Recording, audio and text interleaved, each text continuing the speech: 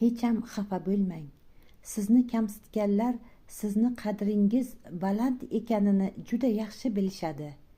O'ziga havola qiling, o'z o'rniga solib qo'yadi. Hamma narsani kechirish mumkin, faqat til og'rig'ini, ayniqsa yaqinlarning til og'rig'ini kechirib bo'lmaydi. Kechirsangiz ham chandig'i qoladi. Dunyodagi eng qiyin ish singan ko'ngilni qayta tiklash. Insonlar ichidan do'st qidirmang. Faqat ota-ona sizga do'st bo'ladi. Ichingizdagi sirlarni do'stman deganga aytmang. O'zingizga dushman tayyorlamang. Infarkt, insult kasalligi og'a-ini jigarlari, ota-onasi bilan arazlagan odamlar orasida ko'p uchrar ekan. Silai rahimni unutmang.